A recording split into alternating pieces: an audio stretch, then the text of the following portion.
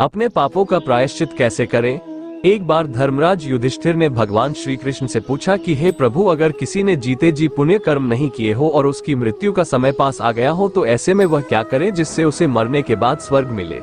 आखिर कैसे एक ही दिन में प्रायश्चित किया जा सकता है? तभी इसके जवाब में भगवान श्री कृष्ण ने एक रोचक कथा सुनाई। कथा की माने तो एक बार विंध्य पर्वत पर क्रोधन नाम का एक महाक्रूर बहेलिया रहता था। अपने पापों का प्रायश्चित कैसे करें?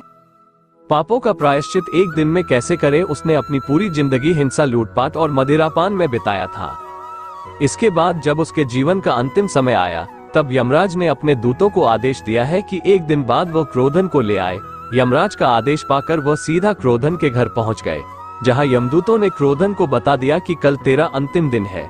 इसके साथ ही उन्होंने कहा कि तूने अपने पूरे जीवन में सिर्फ पाप ही किए हैं, तुम्हारे जीवन काल में पुण्य का कोई नामो निशान ही नहीं है। लेकिन अगर तुम चाहो तो पुण्य अर्जित कर सकते हो, अभी भी एक दिन का समय तुम्हारे पास है।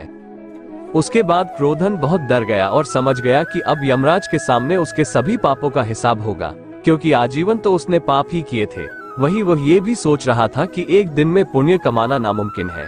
इसके बाद मृत्यु के डर से भयभीत बहेलिया महर्षि अंगिरा के शरण में उनके आश्रम जा पहुंचा और उन्हें सारी बात बताई।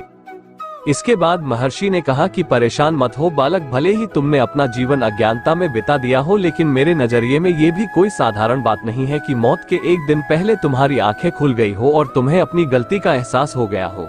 इसके बाद महर्षि ने क्रोधन को एक ऐसा उपाय बताया जिससे उसके सारे पाप खत्म हो जाएंगे, जिससे उसे स्वर्ग लोक की प्राप्ति होगी। महर्षि ने कहा कि आज आश्विन शुक्ल एकादशी है, तुम्हें आज व्रत करना होगा और सच्चे मन से भगवान विष्णु की आराधना करनी होगी। अपने पापों का प्रायश्चित कैसे करें? बस इस एक काम से तुम्हारे जीवन के सारे पाप खत्म हो जाएंगे। बस फिर क्या होना था? महर्षि के कहे अनुसार बहेलिये ने ठीक है वैसा ही किया है, जिसके परिणाम स्वरूप उसके सारे पाप नष्ट हो गए और उसे सीधा स्वर्ग में स्थान मिल गया। अपनी कथा पूरी करते हुए भगवान श्री कृष्ण युधिष्ठिर से कहते हैं, जो भी इस धरती से बिना पुण्य किए जाता है उसका पूरा जीवन व्यर्थ होता है। इसीलिए हर मनुष्य को अपनी क्षमता के अनुसार दान अवश्य करना चाहिए। इसके साथ ही गरीब दुखिया की भी हर मुमकिन मदद करनी चाहिए। वही श्री कृष्ण आगे कहते हैं कि आश्विन शुक्ल एकादशी का व्रत जो भी रखता हो, चाहे वह बाल्यावस्था में हो या वृद्ध, सभी को एक जैसा परिणाम ही मिलता है। इस व्रत के बराबर गंगा और काशी जैसे महान तीर्थ भी नहीं है। इसके साथ ही जो भी इस व्रत को करता है उसके मातृकुल, पितृकुल, स्त्रीकुल, मित्रकुल का उद्धार हो जाता है और अंत में उसे बैकुंठ की प्राप्ति होती है। वही जो फल एक आम मनुष्य को 12 साल की घोर तप के बाद मिलता है, वो फल इस व्रत मात्र को पूरा करने से मिल जाता है। परीक्षित और सुखदेव मुनि की कथा। वही दोस्तों, एक बार परीक्षित ने सुखदेव मुनि से कुछ ऐसा ही सवाल किया था। उन्होंने कहा था कि हे मुनिवर, कई बार हम अनजाने में अपने पैरों तले चींटियों को कुचल देते हैं, श्वास के माध्यम से वायु में जीवों को नष्ट करते हैं, लकड़ियों को जलाते समय उस पर मौजूद जीवों को नाश कर देते हैं। तो ऐसे पापों का प्रायश्चित कैसे किया जाए? जिस पर आचार्य सुखदेव ने बड़ी ही सरलता से जवाब देते हुए कहा कि ऐसे पाप से मुक्ति के लिए रोज प्रतिदिन 5 प्रकार के यज्ञ करने चाहिए। सभी 5 यज्ञ का व्याख्या करते हुए मुनिवर बोले, राजन, यह ऐसे बड़े यज्ञ नहीं है, सरल शास्त्रीय ही उपाय है जिन्हें यज्ञ के समान मानते हुए इस प्रकार का नाम दिया गया है। ये 5 यज्ञ मनुष्य द्वारा किए गए अनजाने में किए गए बुरे कृत्यों के बोझ से राहत दिलाते हैं।